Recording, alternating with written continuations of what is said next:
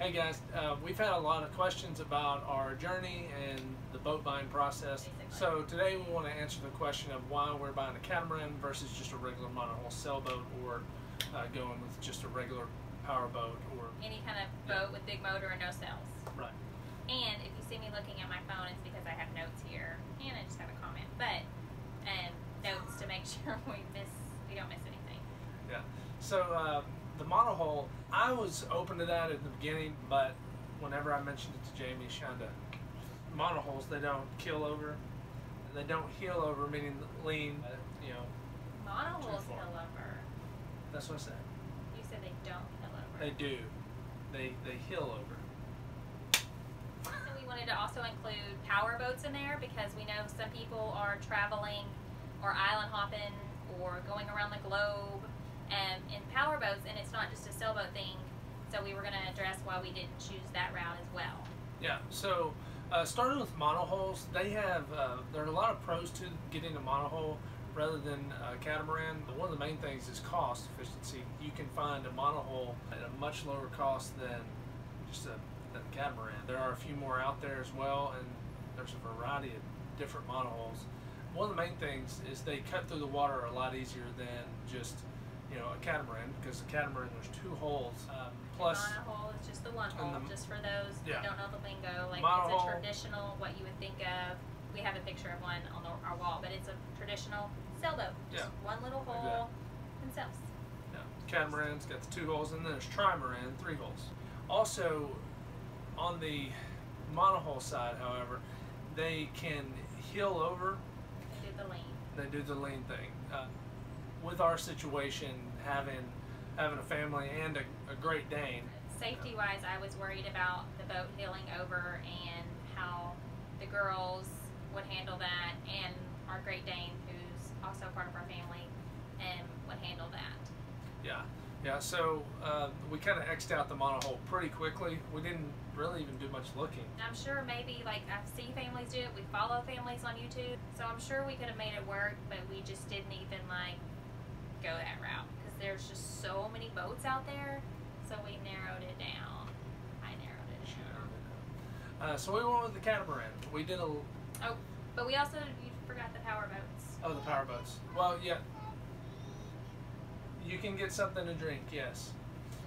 So there are power catamarans, but the problem is, we don't want to be, filling up all the time. And are you recording? Yeah, financially, it just wouldn't make the best fit for us. Wanting to be as earth-friendly as possible and take care of what God's given us, and if we can burn less fuel, then that's even better. Plus, our previous experiences, like from when we were in Belize and when we were in St. Croix, just raising the sails up and just going with the wind. It's amazing. That's what's powering us.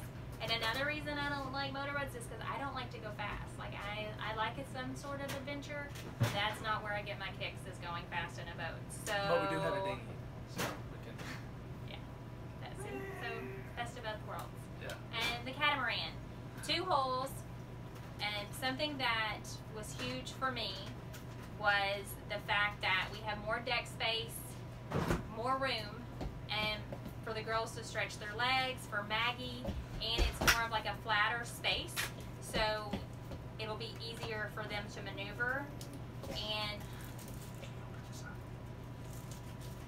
I also like the idea of extra shade because there's some more covered areas on the boat that stood out to me as well. We decided to go with the 2006 Leopard 43 moorings version, which is a charter version, meaning it has 4 berths rather than the owner's version, which will have 3 berths instead. Berths meaning bedrooms. So we can have friends and family, if they wanted to come visit, we'll have more room for them as far as sleeping quarters. We have 2 Yanmar diesel engines. They're 39 horsepower. Say we happen to be out in the open ocean and something happens to one of the engines, that we do have a backup engine. There's also a 3rd engine. If you look at it one way, there's a generator.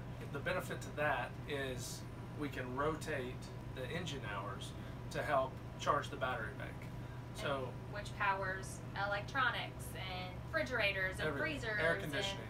and air conditioning, which I don't know if we'll run the air conditioning when we're not on the marina power. Anyways, very important. Generator, 2 motors, and we have more shade. It's more stable, and so it's easier for traveling and doing passages, especially with kids. And anybody that knows Lola she's like a mini Evel Knievel, so I know that she will be running and jumping off of the boat when we are stationary. Yeah. So that's kind of what made us go the more expensive route in the sailboats, is because of the safety and the stability, and just being able to take people along with us on our adventure at times was just a big deal, because we want to share that experience. Yeah, and catamarans, they're in really high demand right now. Yes. The Leopard 43 is a very rare catamaran that you don't see a whole lot of. If we ever decided to sell it, then we won't have a problem with that. A lot of times you see monohulls just staying on the market for long periods of time. The catamarans, they are just flying off the shelf right now. So that's another good point, that just financially, if for some reason we get out there, or in a couple years this is, we're kind of like, we want to settle and do something else, or God's leading us another direction, then we have the option to sell it and then have more ease of selling it. Right. It's costing more money, but we're looking at more of the bigger picture as well. If we did feel like God was leading us away from the boat life, then it'd be a lot easier to unload all of that. So, anything else? No, I know we're going to try to, we have several videos. We're going to try to release one a week now that things are kind of getting real, getting and close. Changes coming, and we want to start sharing kind of what's going on. And so if you'd like to follow along, subscribe, and post your questions, because maybe we'll get to make a video about it. And if you have any feedback, we would love that as well. And these are very raw, first take, putting out there. And then eventually, once we're on the boat, we'll have time to kind of edit and get add some more good, content out there. Yeah. Hopefully, this so is you can, more on the fly. Yeah.